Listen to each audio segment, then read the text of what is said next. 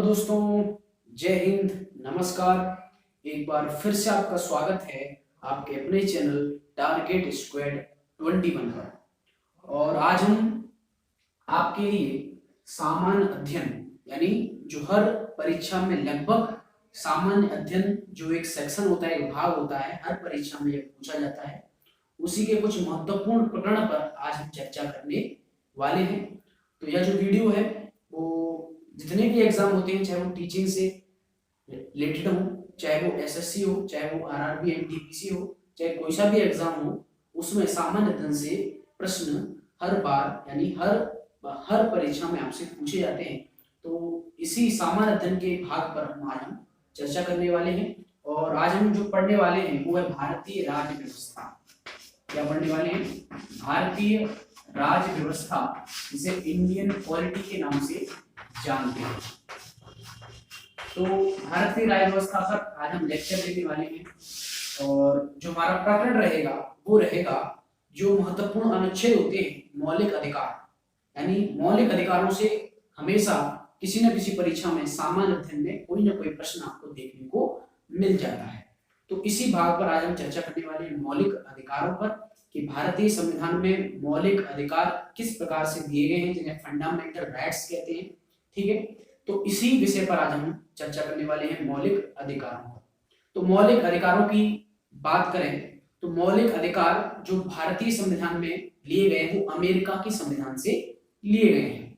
ठीक है, यानी सबसे पहला प्रश्न ही यह बनता है कि भारत के संविधान में जो मौलिक अधिकार भारतीय नागरिकों और विदेशी नागरिकों को जो दिए गए मौलिक अधिकार हैं वो किस संविधान से लिए गए हैं। तो आपको उत्तर लगाना है अमेरिका के संविधान से। ठीक है, तो पहला प्रश्न तो आपको यही बन जाएगा कि जो इसकी जो नींव है वो अमेरिका से दी गई है, फंडामेंटल राइट्स की यानी मौलिक अधिकारों की। तो जानते हैं कि भारतीय संविधान में कौन कौन से मौलिक अधिकार आपको दिए जाते हैं या किसी नागरिक को दिए गए हैं। तो बात करें मौलिक अधिकारों का उल्लेख कहाँ मिलता है, सबसे पहले हम बात करेंगे कि भारतीय संविधान के अंतर्गत मौलिक अधिकारों का उल्लेख किन किन अनुच्छेदों में मिलता है। तो हम बात करें भाग 3 की। किसकी बात करें? भाग 3 की, यानी संविधान के भाग 3 में इन मौलिक अधिकारों का उल्लेख किया गया है। और अनुच्छेद 12 से लेकर, किससे लेकर? अनुच्छेद 12 से लेकर 35 तक। ठीक है, इसकी बात हो रही है अनुच्छेद 12 से लेकर 35 तक जितने भी अनुच्छेद हैं उनमें मौलिक अधिकारों का उल्लेख किया गया है। तो सबसे दूसरा प्रश्न आपका ये बन गया कि संविधान के किस भाग में, ठीक है, संविधान के किस भाग में मौलिक अधिकारों को वर्णित किया गया है। तो आपका आंसर हो जाएगा भाग 3 में। भाग 3 में, और कहां से लेकर कब तक? अनुच्छेद 12 से लेकर 35 तक में मौलिक अधिकार आपके संविधान में वर्णित किए गए हैं। और इसी भाग 3 को मैग्ना कार्टा भी कहते हैं, भारत का मैग्ना कार्टा भी कहते हैं। ठीक है, भारत का मैग्ना कार्टा भी कहा जाता है। ठीक है, क्योंकि जो मैग्ना कार्टा शब्द है वो ब्रिटिश यानी जो ब्रिटिश कॉन्स्टिट्यूशन है वहां से लिया गया है, क्योंकि वहां पर एक अधिकारों की घोषणा की गई थी, उसी को नाम दिया गया था मैग्ना कार्टा। और भारत के संविधान में जो मौलिक अधिकार है वो भाग 3 में वर्णित है, इसीलिए भाग 3 को भारत का मैग्ना कार्टा कहा जाता है। क्योंकि जो ब्रिटिश संविधान है, ठीक है, सबसे बड़ा जो लिखित संविधान है वो भारत का है। और ब्रिटिश संविधान की बात करें तो वहां पर जो उसकी प्रस्तावना है, यानी जो ब्रिटिश संविधान का जो मुख्य भाग है उसे मैग्ना कार्टा वहां कहा जाता है, क्योंकि इसमें मौलिक अधिकार जो ब्रिटिश नागरिक हैं उन्हें दिए गए हैं। तो इसी रूप में भाग 3 को भारत का मैग्ना कार्टा भी कहा जाता है। और इसमें अनुच्छेद 12 से लेकर 35 तक मौलिक अधिकारों को वर्णित किया गया है। अब बात करते हैं मूल संविधान की। तो आपको पता है हमारा जो संविधान है वो 2 वर्ष 11 माह 17 दिन में बनकर तैयार हुआ था। ठीक है, और इसको 26 नवंबर 1949 को अंगीकृत कर लिया गया था। कब कर लिया गया था? 26 नवंबर 1949 को, यानी 26 नवंबर को हम संविधान दिवस के रूप में भी मनाते हैं। फिर क्या हुआ? फिर 26 जनवरी 1950 को संविधान पूर्ण रूप से हमारे भारत में लागू हो गया। ठीक है, तो उस मूल संविधान में, जब मूल संविधान था तो उसमें भारत के नागरिकों को कुल 7 प्रकार के अधिकार दिए गए थे। यानी कुल 7 प्रकार के मौलिक अधिकारों का वर्णन हमारे भारतीय संविधान में देखने को मिलता है। यानी प्रश्न आ जाए आपका तीसरा या चौथा प्रश्न आपका ये बनता है कि मूल संविधान में भारत के नागरिकों को कितने मौलिक अधिकार प्रदान किए गए थे? तो आपका उत्तर हो जाएगा 7। कुल 7 प्रकार के आपको मौलिक अधिकार मूल संविधान में दिए गए थे। लेकिन अगर प्रश्न यह आ जाए कि वर्तमान में नागरिकों को यानी भारतीय संविधान में कितने प्रकार की मौलिक अधिकार प्रदान किए गए हैं, तो आपका उत्तर हो जाएगा 6। ठीक है, क्योंकि ये उत्तर 6 क्यों आया है? ठीक है, उत्तर 6 इसलिए आया है क्योंकि पहले 7 हुआ करते थे, लेकिन वर्तमान की बात करें, वर्तमान संविधान की बात करें, क्योंकि आपको पता है कि संविधान में संशोधन समय समय पर होते रहते हैं। तो इसी संविधान संशोधन के द्वारा एक मौलिक अधिकार था हमारा संपत्ति का अधिकार। क्या था? संपत्ति का अधिकार एक मौलिक अधिकार था जो हमें प्रदान किया गया था। लेकिन 44वें संविधान संशोधन के द्वारा, ठीक है, किसवें नंबर के संविधान के द्वारा? 44वें संविधान संशोधन के द्वारा संविधान में संशोधन किया गया। और यह जो संशोधन हुआ था वो हुआ था 1978 में। कब हुआ था? 1978 में हुआ था। और इसके पीछे की जो कहानी है वो बड़ी ही रोचक कहानी है। ठीक है, क्या हुआ था? 1978 में 44वां संविधान संशोधन किया गया था, जिसके द्वारा जो संपत्ति का अधिकार था, क्या था? संपत्ति का अधिकार, ठीक है, यानी राइट टू प्रॉपर्टी, यानी संपत्ति का जो मौलिक अधिकार था उसको समाप्त कर दिया गया था। और ये कब किया गया था? 44वें संविधान संशोधन के द्वारा, जो कि 1978 में किया गया था। तो ये बड़ा ही महत्वपूर्ण प्रश्न आपके सामने बनने वाली है। पहला प्रश्न क्या बनेगा कि मौलिक अधिकार भारतीय संविधान में किस देश से लिए गए हैं? तो आपका उत्तर हो जाएगा अमेरिका। दूसरा प्रश्न बनेगा भारतीय संविधान में मौलिक अधिकारों का उल्लेख किस भाग में मिलता है? तो भाग 3 में मिलता है। किन अनुच्छेदों के तहत मिलता है? तो अनुच्छेद 12 से 35 तक मिलता है। फिर आएगा कि भारतीय संविधान के किस भाग को मैग्ना कार्टा कहा जाता है? तो आपका आंसर हो जाएगा भाग 3 को कहा जाता है। और मूल संविधान में कितने अधिकार थे? तो 7 थे। और वर्तमान में कितने हैं? 6। अब क्या हुआ था? 1974 की बात है, यानी इमरजेंसी से पहले, यानी जब देश में आपातकाल नहीं लगा था उससे 1 साल पहले, यानी 1975 में भारत में आपातकाल लगा था इंदिरा गांधी की सरकार के दौरान। तो 1974 में क्या होता है? एक केस होता है जो केरल राज्य बनाम केशवानंद भारती केस होता है। यानी केरल राज्य में एक केशवानंद भारती करके एक प्रमुख क्या थे? एक धर्मगुरु थे केशवानंद भारती। और उन केशवानंद भारती के जो गुरु थे, यानी केशवानंद भारती के जो गुरु थे, उन्होंने अपनी जो संपत्ति थी, यानी केशवानंद जो भारती थे वो एक बड़ा ही मतलब आश्रम चलाते थे, धर्म की शिक्षा देते थे। और उनके गुरु ने उनको वो आश्रम अपनी वसीयत के रूप में केशवानंद भारती को दे दिया था। तो फिर केशवानंद भारती उस आश्रम को सुचारू रूप से चला रहे थे। लेकिन क्या होता है? 1974 के दौरान जो केरल राज्य होता है, यानी जो केरल सरकार होती है, वो एक प्रोजेक्ट, यानी लगभग 200 करोड़ का एक प्रोजेक्ट वो लगाना चाहती है।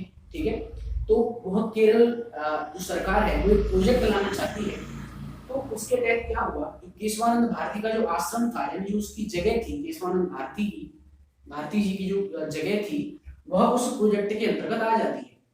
तो केरल राज्य जो केरल सरकार थी वो केशवानंद भारती को उनकी जगह के, ठीक है, उनकी जगह के रूप में उन्हें मुआवजा देना चाहती थी। लेकिन केशवानंद भारती ने यह केस लड़ा और वे हाई कोर्ट गए। लेकिन हाई कोर्ट ने केरल सरकार के पक्ष में अपना फैसला सुना दिया था। ठीक है, तब केशवानंद भारती गए सुप्रीम कोर्ट। यानी केशवानंद भारती नहीं चाहते थे कि उनकी जगह राज्य सरकार को दी जाए। वो यह चाहते थे कि उनकी जगह जैसी है वैसी बनी रहे और जो अपना वो धर्म की जो अपनी जो आश्रम वगैरह चलाते थे वो उनका सुचारू रूप से चलता रहे। लेकिन सरकार ने, ठीक है, सरकार ने अपना पक्ष रखा। ठीक है, क्योंकि वह अपने जो लोक कल्याण, ठीक है, लोक कल्याण के कार्यों के लिए उस जगह का वो प्रयोग करना चाहती थी, उस प्रोजेक्ट को लगाना चाहती थी, जिसमें केशवानंद भारती का आश्रम भी बीच में आता था। तो अब जब ये केस सुप्रीम कोर्ट में गया, तो सुप्रीम कोर्ट में जब यह केस गया तो सुप्रीम कोर्ट में क्या हुआ? पहले कमेटी होती थी, जूरी मेंबर होते थे। तो उसमें क्या हुआ? केशवानंद भारती बनाम केरल राज्य नाम से यह केस गया और केशवानंद भारती ने यह आरोप लगाया कि कि उनके मौलिक अधिकार का हनन किया जा रहा है, क्योंकि मौलिक अधिकार उस समय था संपत्ति का अधिकार, यानी आपसे कोई भी संपत्ति आपसे छीनी नहीं जा सकती, यह कहता था संपत्ति का मौलिक अधिकार। लेकिन जब ये केस सुप्रीम कोर्ट में जब गया तो सुप्रीम कोर्ट की जो जूरी थी उसमें 13 मेंबर थे। कितने थे? 13 मेंबर थे। तो उन्होंने उन 13 में से जो 7 मेंबर थे उन्होंने केरल राज्य, ठीक है, यानी जो केरल राज्य था उसकी ओर में पक्ष लिया, और जो 6 वोट थे वो केशवानंद भारती पर, यानी केशवानंद भारती के पक्ष में डाले गए थे। तो इस प्रकार सुप्रीम कोर्ट में भी केरल राज्य की ही जीत हुई थी, और सुप्रीम कोर्ट ने यह सुझाव दिया था कि जो संपत्ति का अधिकार है उसे मौलिक अधिकार से हटा दिया जाए, क्योंकि ऐसे कई केस फिर सामने आने लगेंगे जिसमें जिस प्रकार से केशवानंद भारती अपनी संपत्ति को सरकार को नहीं सौंपना चाहते थे, उसी प्रकार से कई केस फिर इन सुप्रीम कोर्ट या हाई कोर्ट में आ सकते हैं। इसलिए फिर 1978 में एक संविधान संशोधन किया गया और उसमें यह कहा गया कि संपत्ति का अधिकार किसी भी नागरिक का मौलिक अधिकार नहीं हो सकता, ठीक है, क्योंकि सरकार चाहे तो आपकी संपत्ति को लोकहित में प्रयोग कर सकती है और उस संपत्ति के, ठीक है, उस संपत्ति के रूप में आपको मुआवजा प्रदान कर सकती है, ठीक है। तो आपको उस संपत्ति पर कोई मौलिक अधिकार आपको नहीं दिया गया। तो इस प्रकार से 1978 में यह जो संपत्ति का अधिकार था वो समाप्त कर दिया गया और इसे केवल एक कानूनी अधिकार के रूप में प्रदान कर दिया गया, जबकि यह जो संपत्ति का अधिकार था वो पहले मौलिक अधिकार था, लेकिन वर्तमान में क्या है, ये एक कानूनी अधिकार है, ये केवल क्या है, एक लीगल राइट है।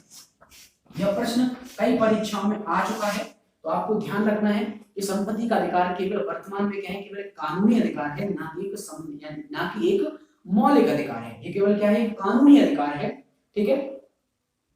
तो आपको यह चीज समझनी है। तो केशवानंद भारती बनाम जो केरल राज्य था उसमें सुप्रीम कोर्ट का जो वर्डिक्ट आया था, उसका जो निर्णय आया था, उसने जो सुझाव दिया था, उसी सुझाव को लागू करते हुए 44वें संविधान संशोधन के द्वारा इस संपत्ति के अधिकार को हटा दिया गया था, ठीक है। तो वर्तमान में कितने कुल मौलिक अधिकार हैं? तुम्हारे पास केवल 6 मौलिक अधिकार हैं वर्तमान में। अब उन 6 मौलिक अधिकारों की हम विस्तृत रूप से यहाँ पर चर्चा करने वाले हैं कि वे कौन कौन से मौलिक अधिकार हैं जो भारतीय संविधान में उल्लेखित हैं।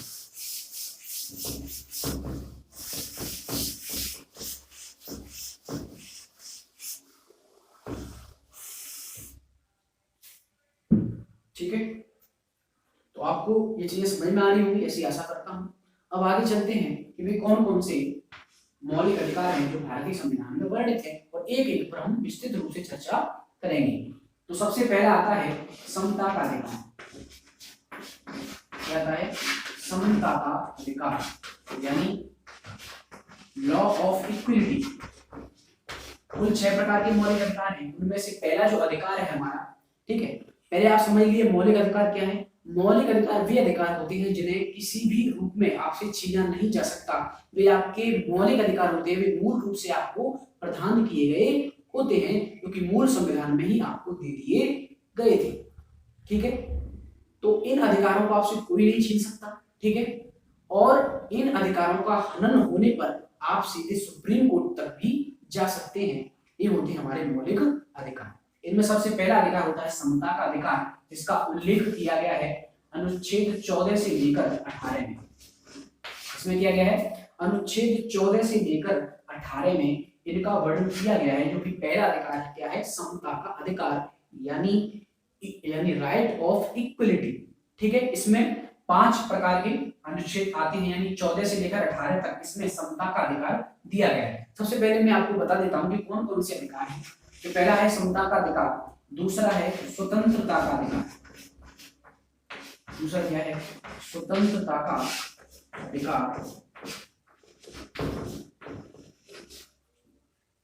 आप मान के चलिए अगर ये आपने टॉपिक कर लिया तो आपको हर परीक्षा में कम से कम 2 प्रश्न मिनिमम मान के चलो, 2 प्रश्न आपको हर परीक्षा में इससे देखने को मिल जाएंगे, जिसमें सामान्य अध्ययन अगर आपसे पूछा जाता है, और ज्यादातर जो लगभग सारी भर्तियां होती हैं, ठीक है, जो कराई जाती हैं सरकार के द्वारा, उन सभी में सामान्य अध्ययन आपसे पूछा ही जाता है। तो पहला अधिकार हो गया समता का अधिकार, दूसरा हो गया स्वतंत्रता का अधिकार, जिसका उल्लेख अनुच्छेद 19 से लेकर अनुच्छेद 22 तक मिलता है। आपको ये भी याद रखना है अनुच्छेद क्या होते हैं, मैं इनके बारे में और भी बताऊंगा डिटेल में, लेकिन अभी हम मौलिक अधिकारों के बारे में बात कर रहे हैं कि संविधान के भाग क्या होते हैं, अनुच्छेद क्या होते हैं, अनुसूचियां क्या होती हैं, इन सब चीजों के बारे में भी हम बात करेंगे। लेकिन अभी इतना समझते हैं। दूसरा जो अधिकार दिया गया वो स्वतंत्रता का अधिकार था। तीसरा अधिकार की बात करें तो तीसरा था शोषण के विरुद्ध अधिकार। तीसरा जो मौलिक अधिकार है वो है शोषण के विरुद्ध अधिकार। ठीक है, यानी जब हमारा शोषण किया जाता है किसी संस्था के द्वारा, ठीक है, या राज्य के द्वारा, या राज्य के किसी संस्थान के द्वारा, या किसी प्राइवेट बॉडी के द्वारा, ठीक है, किसी निजी संस्था के द्वारा यदि हमारा शोषण किया जाता है तो उस शोषण के विरुद्ध भी हमें अधिकार दिए गए हैं। ठीक है, यानी इस देश में इस भारतीय संविधान ये कहता है कि किसी भी नागरिक का शोषण नहीं किया जा सकता। ठीक है, यह लोकतंत्र है, यह भारतीय संविधान सर्वोच्च है। ठीक है, और ठीक है, पूरे देश में जो भारतीय संविधान है वो सर्वोच्च माना गया है। तो शोषण के विरुद्ध अधिकार हमें संविधान ने प्रदत्त किया, शोषण के विरुद्ध अधिकार, और इसका जो उल्लेख मिलता है वो अनुच्छेद 23 और 24 में मिलता है। ठीक है, और बात करें चौथा जो अधिकार है वो क्या है, वो है हमारा धार्मिक स्वतंत्रता का अधिकार। क्या है, धार्मिक स्वतंत्रता का अधिकार।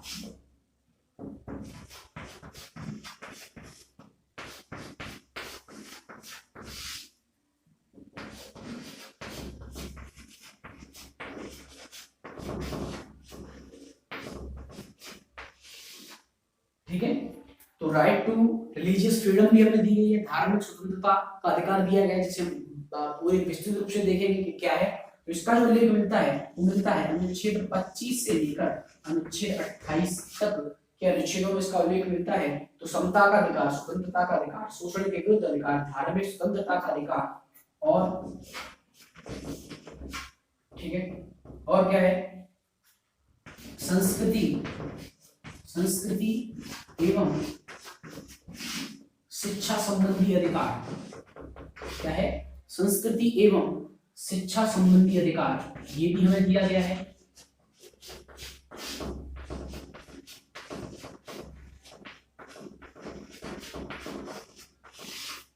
ठीक है, तो आपको साथ साथ नोट भी करते जाना है ताकि आपको ये बाद में लाभ पहुंचा सके। आपको कॉपी लेनी है, अपने नोट्स बनाने हैं, खुद के नोट्स बनाने हैं, ताकि आपको किसी पर जो आपकी जो निर्भरता है वो आपकी समाप्त हो जाएगी इसी क्लास में। ठीक है, तो संस्कृति एवं शिक्षा संबंधी अधिकार, इसका उल्लेख मिलता है हमें अनुच्छेद 29 से लेकर 30 तक में। ठीक है, और फिर एक मौलिक अधिकार और है जिसकी हम बाद में चर्चा करने वाले हैं, वो बहुत ही महत्वपूर्ण मौलिक अधिकार है। ठीक है, ये जो 5 जो मौलिक अधिकार मैंने आपके सामने लिखे हैं उनका कोई मतलब नहीं रह जाता अगर वो छठवां जो मौलिक अधिकार है वो संविधान में अगर नहीं दिया गया होता। और B.R. अम्बेडकर ने उस छठवें मौलिक अधिकार को पूरे संविधान की आत्मा कहा है। क्या कहा है, संविधान की आत्मा। उसके बारे में हम बात करेंगे, लेकिन सबसे पहले हम इन 5 को हम पढ़ेंगे, इनमें उसके अंदर क्या क्या वर्णित है, संविधान ने हमें क्या क्या प्रदान किया है नागरिक के रूप में।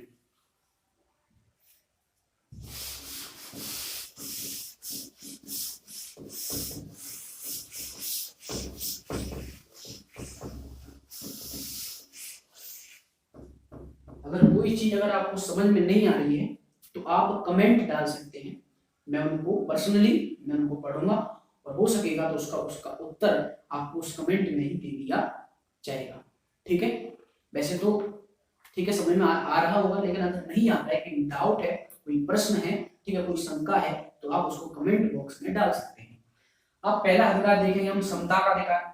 ठीक है, शायद हम यहीं तक पूरा कर पाएंगे, फिर हम अगली वीडियो में और जो मौलिक अधिकार है उनकी हम चर्चा करेंगे। तो पहला है समता का अधिकार। तो समता का अधिकार हम समझते हैं कि क्या है, सबसे पहले समता, और भारतीय संविधान में समानता की क्या जरूरत है, क्योंकि हम आज के युग में हैं। ठीक है, हम आधुनिक युग में हैं, हम लोकतंत्र के युग में हैं, तो उस लोकतंत्र के युग में समानता की बहुत बड़ी आवश्यकता इस देश में है। ठीक है, तो इसलिए संविधान निर्माताओं ने इसको सबसे पहले रखा। ठीक है, सबसे पहले मौलिक अधिकार के रूप में इन नागरिकों को दिया गया। तो यह है समानता का अधिकार, इसे कह सकते हैं समान समता का अधिकार। अब इसका मतलब क्या है, यानी हर कोई जो भी व्यक्ति हमारे देश में है जो रह रहा है, ठीक है, चाहे वो किसी जाति, किसी धर्म, किसी भी लिंग का हो, उनको हर हर चीज में क्या है, समानता दी गई है, हर चीज से उनको समान रखा गया है, ताकि कोई भी किसी भी प्रकार का भेदभाव न किया जाए। ये कहता है हमारा समानता का अधिकार, यानी राइट ऑफ इक्वलिटी। अब समझते हैं अनुच्छेद 14। अब अनुच्छेद 14 में क्या कहा गया है, ठीक है, क्योंकि अनुच्छेद 14 से ही हमारे मौलिक अधिकारों की शुरुआत होती है, मुख्य रूप से अनुच्छेद 14 से शुरुआत होती है। अब बात करेंगे, हमने बताया था कि जो मौलिक अधिकार है वो अनुच्छेद 12 से 35 तक है, तो फिर ये 14 से क्यों शुरुआत हो रही है, तो आपको बता दूं जो 12 और जो 13, ठीक है, 12 जो अनुच्छेद 12 है और अनुच्छेद 13 है, वो मुख्य उनमें मौलिक अधिकारों का वर्णन नहीं है, लेकिन साथ ही इसके साथ उसमें जो अनुच्छेद 12 है उसमें राज्य की परिभाषा दी गई है, ठीक है, और अनुच्छेद 13 में भी कुछ चीजें दी गई हैं, तो वो मुख्य मौलिक अधिकारों में नहीं आते, इसलिए हम उसको यहाँ पर उसको शामिल नहीं कर रहे हैं। बाकी बता दूं आपको अनुच्छेद 12 में क्या दिया गया है, अनुच्छेद 12 में राज्य की परिभाषा दी गई है, ठीक है, आपको बता दूं अनुच्छेद 12 में क्या कहा गया है, यानी जो मौलिक अधिकार है, अगर कोई भी संस्था, ठीक है, यानी कोई भी राज्य, ठीक है, अगर राज्य किसी भी नागरिक के मौलिक अधिकारों का हनन करता है, ठीक है, तो जो मौलिक अधिकारों को जो हनन हुआ है, ठीक है, तो उनको अनुच्छेद 13 के तहत उन जो भी कानून जो राज्य द्वारा बनाए गए हैं, जो भी नागरिकों का यदि उनके मौलिक अधिकारों का हनन हो रहा है, तो वे सभी कानून क्या कर दिए जाएंगे, नल एंड वॉइड कर दिए जाएंगे, यानी वे खत्म कर दिए जाएंगे, वे समाप्त कर दिए जाएंगे, उनकी कोई भी वैधता नहीं रहेगी। ये अनुच्छेद 13 में कहा गया है। यानी राज्य, ठीक है, अगर राज्य ऐसा कोई भी कानून, ऐसा कोई भी लॉ उन नागरिकों के लिए बनाता है जो कि जिससे कि उनके मौलिक अधिकारों का हनन होता है, तो वे सभी कानून क्या कर दिए जाएंगे, समाप्त कर दिए जाएंगे। ये अनुच्छेद 13 कहता है। और अनुच्छेद 12 क्या कहता है, जिसमें राज्य की परिभाषा है कि राज्य क्या होगा, तो राज्य चाहे कोई भी हो सकता है, राज्य खुद सरकार हो सकती है, चाहे कोई निजी व्यक्ति हो सकता है, कोई निजी संस्था हो सकती है, तो उसमें राज्य की परिभाषा दी गई है कि राज्य में कौन कौन शामिल होते हैं। तो राज्य में हर चीज शामिल होती है, चाहे कोई भी संगठन हो, कोई भी, ठीक है, कोई भी निजी संस्था हो, कोई भी सरकारी संस्था हो, कोई अर्ध गैर न्यायिक संस्था हो, ठीक है, वो सभी किसके अंतर्गत आते हैं, राज्य के अंतर्गत आते हैं। और राज्य यदि कोई ऐसा कानून बनाए जिससे मौलिक अधिकारों का हनन हो, तो वे सभी कानून समाप्त कर दिए जाएंगे। ये किसमें लिखा हुआ है, अनुच्छेद 13 में लिखा हुआ है। उसके बाद पहला मौलिक अधिकार अनुच्छेद 14, इसमें क्या कहा गया है, विधि के समक्ष समता, इसकी बात करी गई है, विधि के समक्ष, ठीक है, विधि के समक्ष समता, पहला अनुच्छेद ये कहता है, यानी इक्विटी बिफोर लॉ, ठीक है, यानी कानून के लिए सभी समान है, ठीक है, कानून यानी जो भी कानून बनाया जाता है वो सभी के लिए समान रूप से लागू होता है। जैसे हम उदाहरण की बात करें कि यदि किसी राज्य में यह नियम है कि आपको बिना हेलमेट के, ठीक है, आपको बिना हेलमेट के, ठीक है, यानी बिना हेलमेट के अगर आप, ठीक है, यात्रा कर रहे हैं किसी गाड़ी से, ठीक है, किसी दो पहिया वाहन से, तो आपका चालान काट लिया जाएगा, आपका जुर्माना हो जाएगा। ये आपका किसी राज्य ने कानून बना दिया, तो यह कानून सब पर लागू होता है, ठीक है, चाहे वो एक आम आदमी हो, चाहे वो कोई राजनेता हो, ठीक है, चाहे वो किसी जिले का डीएम हो, ठीक है, तो ये जो नियम है वो सभी पर लागू होगा, ठीक है। हम ये नहीं कह सकते कि किसी के लिए अलग लॉ है और किसी के लिए अलग लॉ है, यानी विधि के समक्ष समता, यानी कानून के सामने सभी बराबर है, ये इसका अर्थ होता है। यानी अनुच्छेद 14 में यह कहा गया कि कानून के समक्ष सभी नागरिक हैं वो समान हैं, यानी इक्विटी, ठीक है, इक्विटी बिफोर लॉ, यानी लॉ के सामने सभी समान हैं, ठीक है, यानी कानून सभी पर समान रूप से और समान अनुपात में क्या होता है, लागू होता है। यह अनुच्छेद 14 में वर्णित है। तो ये क्या है, पहला मौलिक अधिकार। अनुच्छेद 15 में क्या कहा गया, अनुच्छेद 15 में कहा गया कि किसी भी नागरिक से किसी भी रूप में किसी भी प्रकार का भेदभाव नहीं किया जाएगा, ठीक है, चाहे वो भेदभाव यानी धर्म के नाम पर कोई भेदभाव नहीं होगा, धर्म, जाति, ठीक है, उसके निवास को लेकर यानी उसके जन्म स्थान को लेकर, ठीक है, धर्म, जाति, निवास, वंश, लिंग। अनुच्छेद 15 में यह वर्णित है कि किसी भी प्रकार का भेदभाव नहीं किया जाएगा, चाहे वो धर्म के नाम पर भेदभाव हो, चाहे वो जाति के नाम पर, चाहे वो निवास के नाम यानी जन्म स्थान, चाहे वो वंश के नाम पर हो, चाहे वो लिंग के नाम पर हो, यानी किसी भी प्रकार का किसी भी नागरिक के साथ किसी भी प्रकार का भेदभाव नहीं किया जाएगा। ठीक है, कोई भी राज्य ऐसा कानून नहीं बना सकता जिससे कि लिंग, वंश, धर्म, जाति या जन्म स्थान के आधार पर किसी भी प्रकार का भेदभाव किया जा सके। ठीक है, तो ये कहता है अनुच्छेद 15। ठीक है, बाकी अनुच्छेद 16, 17, 18 इनकी भी बात करेंगे। और अनुच्छेद 17 एसएससी का फेवरेट अनुच्छेद है, जिसमें पूछा जाता है अस्पृश्यता का अंत, यानी अबॉलिश ऑफ अनटचेबिलिटी, यानी जो भारत में पहले छुआछूत थी, ठीक है, अस्पृश्यता थी, ठीक है, कोई जो अपर कास्ट का जो व्यक्ति होता था वो किसी लोअर कास्ट के व्यक्ति को छूता तक नहीं था, तो उस प्रकार की पहले व्यवस्था थी, लेकिन आधुनिक स्वरूप में इस अस्पृश्यता का अंत किया गया है, वो किया गया अनुच्छेद 17 के तहत। और एसएससी ने यह कई बार ये प्रश्न पूछा है कि अस्पृश्यता का अंत भारतीय संविधान के किस अनुच्छेद के तहत अबॉलिश किया गया है, इसको हटाया गया है, तो वो है अनुच्छेद 17, जिसमें हम बात करेंगे समानता की। तो समानता है क्योंकि अब छुआछूत को हटाया गया है। भारतीय संविधान में क्या है, छुआछूत क्या है, एक मौलिक अधिकार दिया गया है। ठीक है, तो आप किसी से भी इस प्रकार का व्यवहार हम नहीं कर सकते, छुआछूत हम किसी भी प्रकार से नहीं रख सकते, क्योंकि इससे दूसरे व्यक्ति का मौलिक अधिकार हनन होता है। ठीक है, तो वो होता है अनुच्छेद 17 में। ठीक है, इस प्रकार से हम और जो भी मौलिक अधिकार बचे हैं उनकी हम अगले लेक्चर में आपसे चर्चा करेंगे। तो आशा करता हूँ यह जो वीडियो है आपको बहुत ही पसंद आया होगा। ठीक है, इसमें काफी चीजें आपको बताई गई हैं, और इन्हीं जितना जो पहली वीडियो में उसमें से ही आपको कोई ना कोई प्रश्न आपको देखने को मिल सकता है, और भी हम आगे इसको कंटिन्यू करेंगे। तो तब तक के लिए आपका बहुत बहुत आभार। ठीक है, जय हिंद, नमस्कार।